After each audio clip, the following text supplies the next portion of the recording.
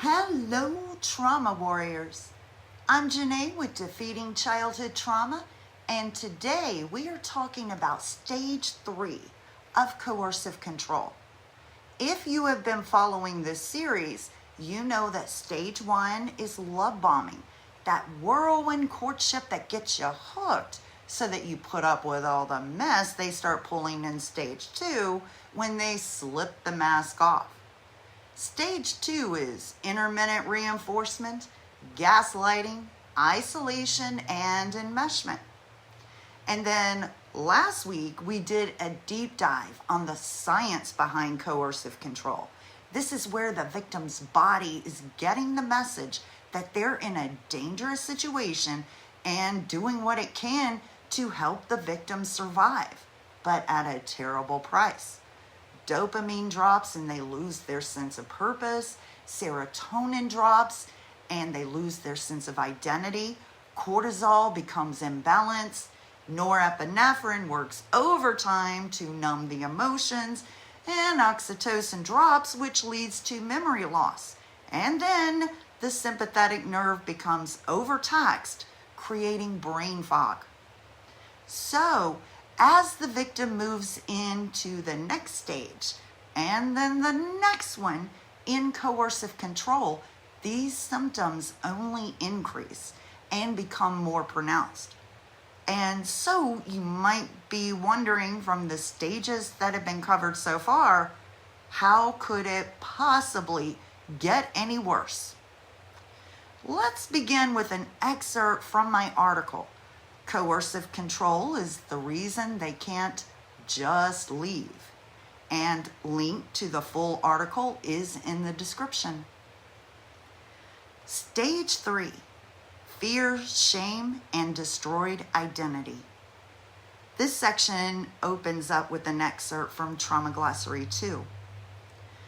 Learned helplessness. This is a byproduct of repeated exposure to threatening situations where one had no control or hope for escape. Trauma's golden rule is it keeps us stuck. Where learned helplessness is concerned, one's outlook is overgeneralized by the 3 P's of pessimism. Thanks to Dr. Martin Seligman for this one. Personalizing, it's my fault. Pervasiveness, I can't do anything. Permanence, it will always be this way.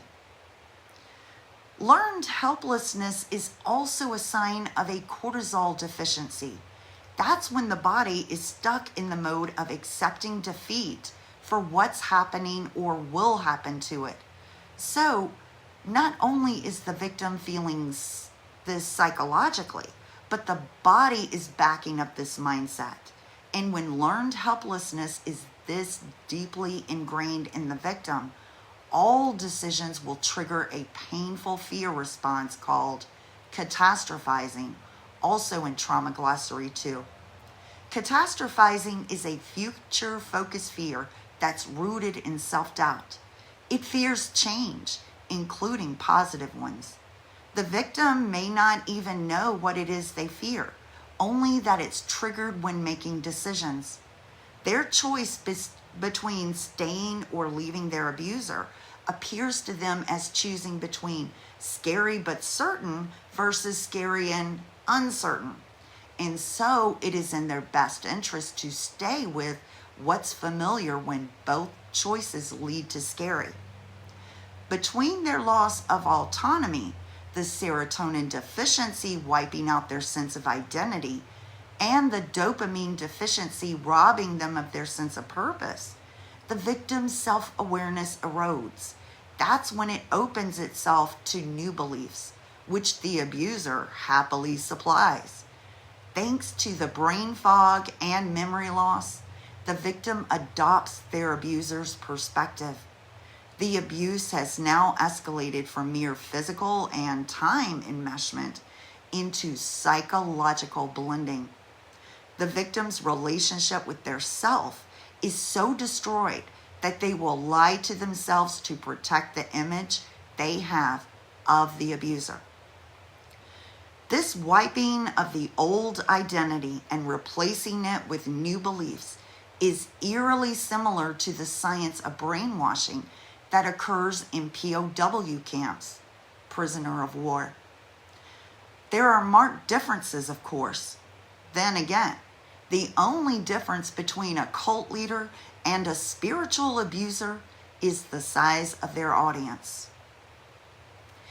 Now, I'm going to pause here on reading this particular article to tell you about another article that was published just 1 month after this one. It was an interview with a woman named Taylor who survived 13 years in a coercive control relationship and walked us through her lived experiences of the 4 stages before she finally escaped. So I'm going to read to you just a small excerpt from that interview. Escaping Coercive Control, an interview with a survivor. The link to that one will also be in the description. This part perfectly captures stage 3 of coercive control. In Taylor's own words, in 2 instances, he grabbed me hard enough to leave marks.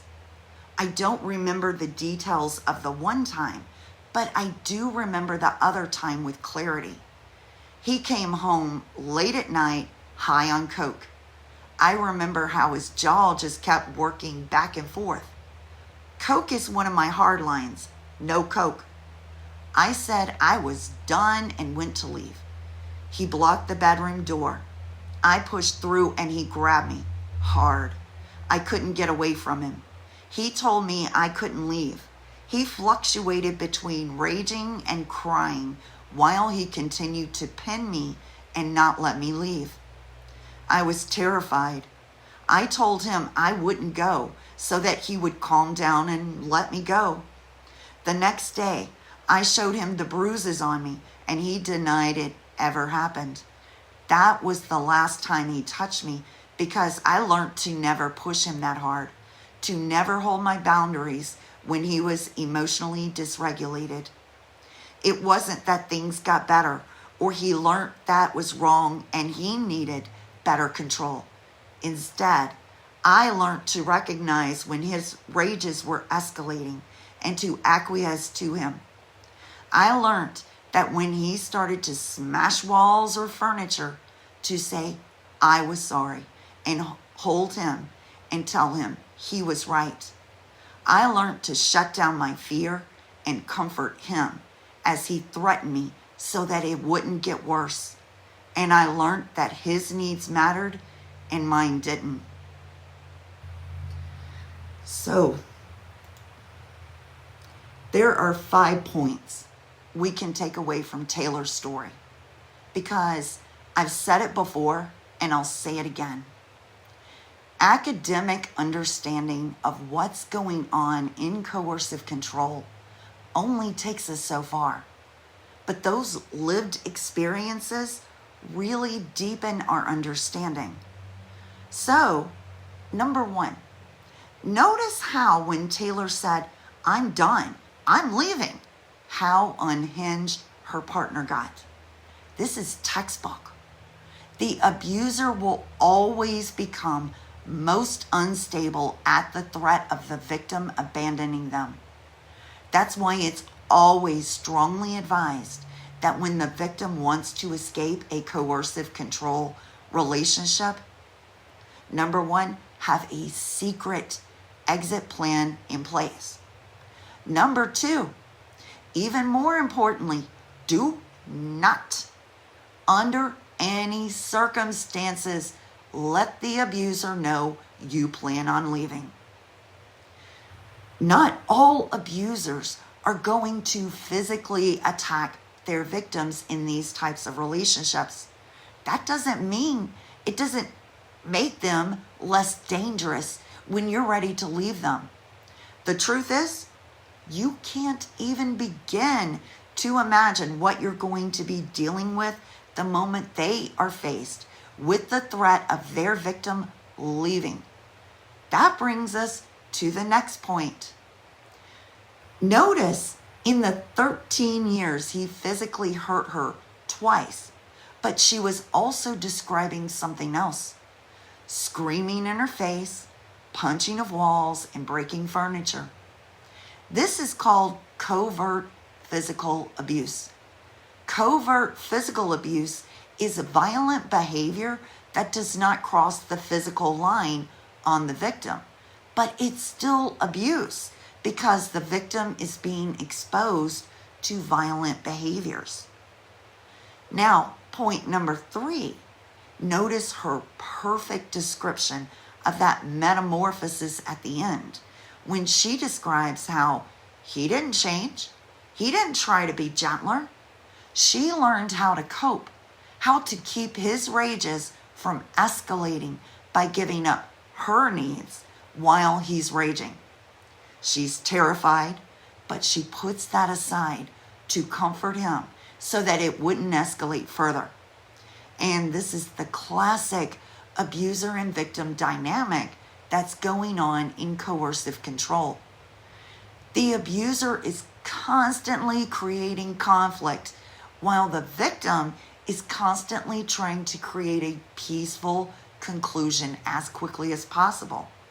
Why?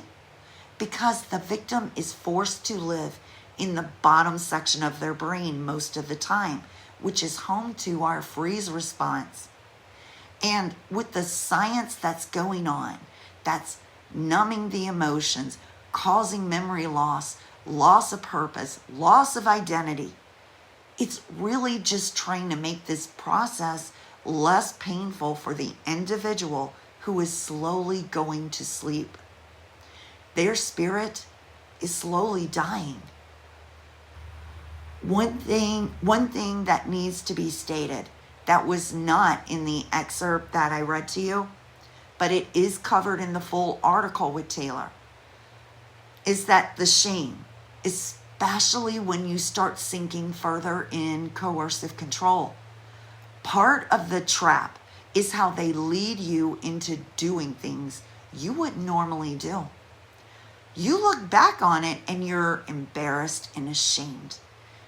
And it seems to be 100% that in a coercive control relationship, the victim is led to do something that they are so ashamed of, something that they wouldn't normally do had they not been involved with the abuser. From lying to authority that could get you arrested if you're caught, to manipulating others for the abuser. Even though Taylor was determined to tell the full truth and hold herself accountable for what she was led to do, I also saw how uncomfortable it was for her to do that. And I am choosing not to share that part of Taylor's story here, but you can read it for yourself in the full article. Anyway, the victim tends to carry a lot of shame over it, even more so after they escape and break free of the trauma bond itself. But I just wanted to throw that out there, just a little assurance to the victims or survivors of coercive control, whichever. If you're hung up on your shame, just understand this. It's pretty normal for victims of this abnormal relationship. And last point of what Taylor shared, I find this very interesting, that she remembered he had physically hurt her twice, but she didn't remember what happened the first time. And yet, she had such a vivid recall of the last. I'm going to throw 2 vocabulary words at you now. Confirmation experiences and declarative memories. Confirmation experiences are 2 or more similar experiences that can lead to confirmation bias, good or bad, creating new beliefs because we've had all these similar experiences.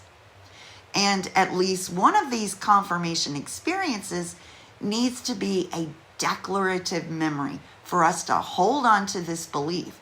For example, why would a person believe in themselves? They would usually say, well, because I have these experiences And there would likely be one experience in particular that acts as the ultimate confirmation experience that they can recall easily. And conversely, for those who do not believe in themselves, they have all these experiences, and there will tend to be that one that they can recall the most vividly as a declarative memory for their beliefs. And so Taylor's brain is in this situation. She was latching onto this memory. It turned it into a declarative memory, one that she needed to use and remember to help her survive this abusive relationship that she was in.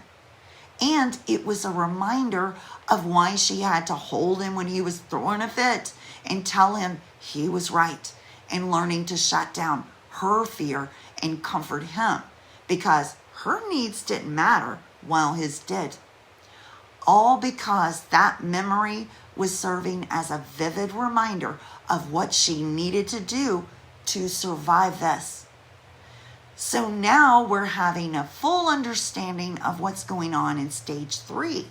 While they are living in this situation, reason may set in periodically, like, okay, this is bad. I need to get out. And then you're going to find out how the science works against them even after they physically leave. I'm going to return to the next excerpt from my article, Coercive Control is the Reason They Can't Just Leave.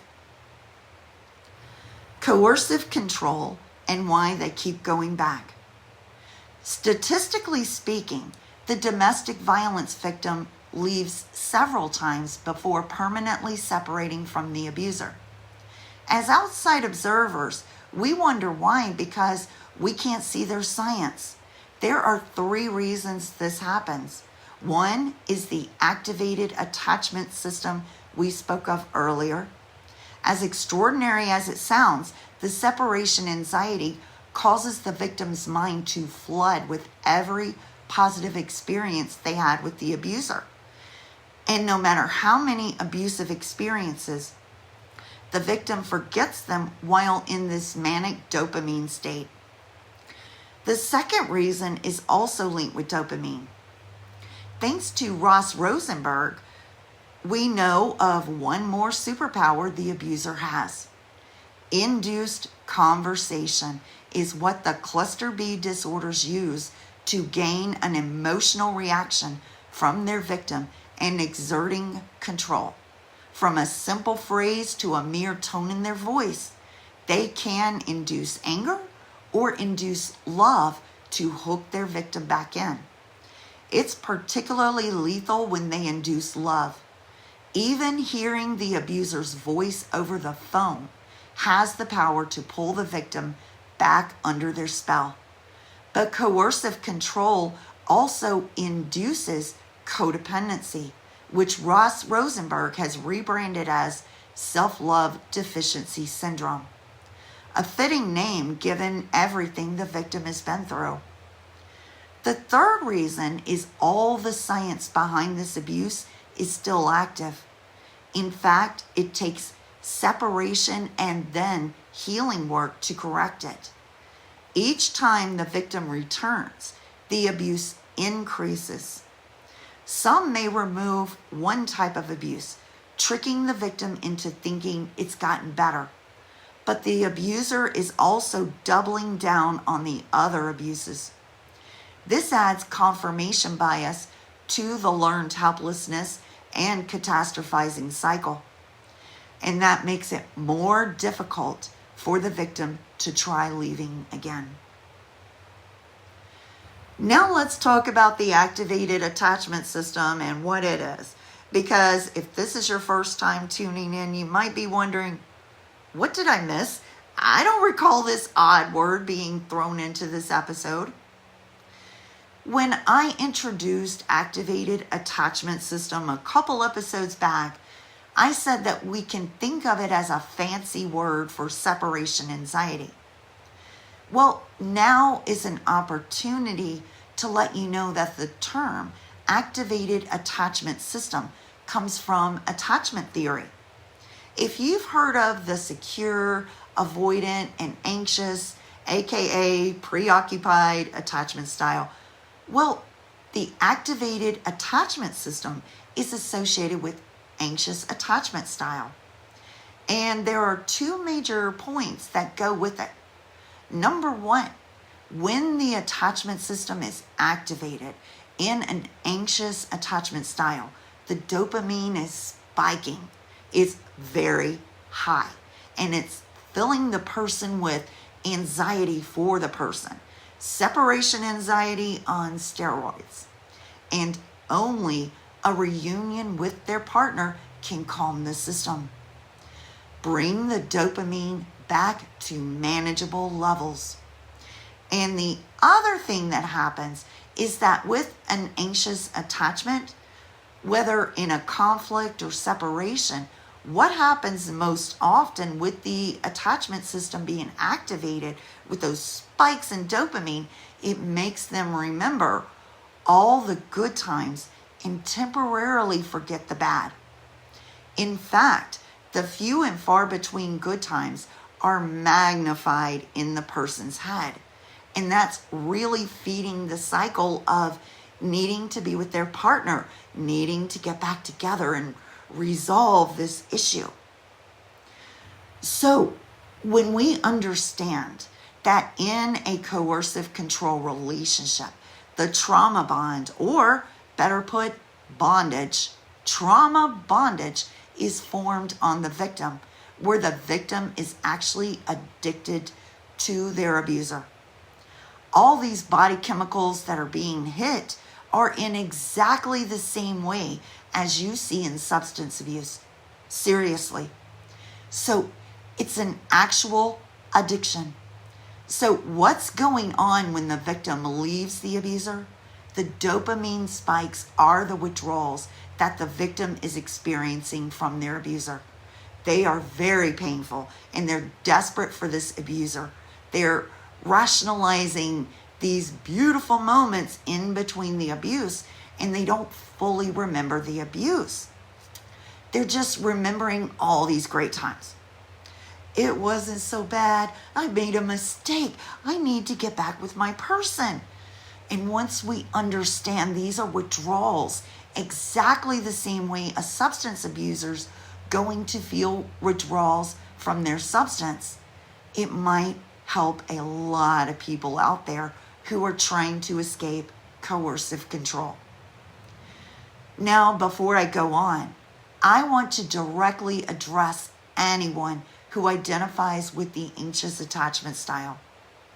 I want you to know this sincerely from the heart. This is not in any way, shape, or form victim shaming you. In fact, I know you have so much to offer any relationship that you're in. What I am saying is, anxious attachment style is the most at risk of being trapped in a coercive control relationship. Please, anxious attachment style, protect yourself. Do not waste what you have to offer on an abuser. And the reason anxious is at risk is because of the activated attachment system.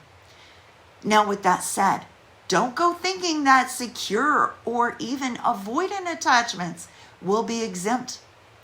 That's because a little known fact is that our attachment styles are not static.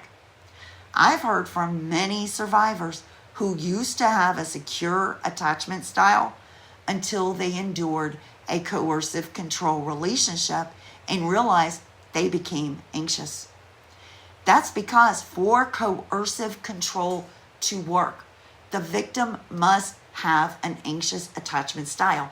If the victim doesn't have an anxious attachment, then the abuser will induce it in their victim. The abuser needs to hook this person in through their attachment system so that they can't leave because of the withdrawals. So that's one major problem of what happens when the victim finally leaves the abuser and we see them going back, because those withdrawals are so powerful. And oftentimes the victim doesn't know what it is. They don't know it's a withdrawal. They don't know they've gotten addicted. It isn't love. It's an addiction. So once we address that problem, we can move on to the next one. Induced conversation. That is so important, guys. Russ Rosenberg is on YouTube.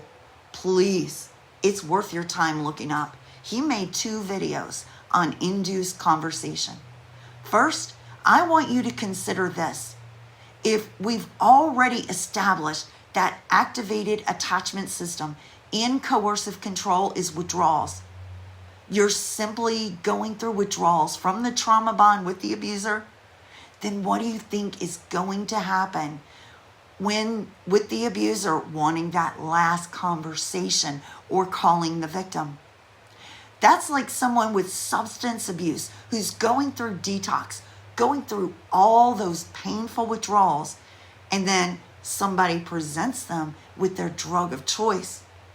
What do you think is going to happen? The same principle is applied to the victim. The last thing they need while they're going through the withdrawals is any kind of conversation with the abuser they just left. This is why 2 things are always recommended for the victim who has escaped. First, write a 2-column list. Go ahead. List those beautiful moments in between the abuse that you're magnifying in your head because of the dopamine spikes. But remind yourself also of all of the bad times that happened, all of the abuse that happened, and keep it out where you can always see it as a reminder, because those dopamine spikes are going to trick you. And the other one is no contact. Block, block, block everywhere. Block social media, block from email, block everything. Do not engage in a conversation with the abuser you just left, because you're way too vulnerable while going through withdrawals to be hooked back in by their induced conversation, which, by the way, really is their superpower. But once we fully understand what we're up against, we learn what we can do about it. Forged in trauma, rising as warriors.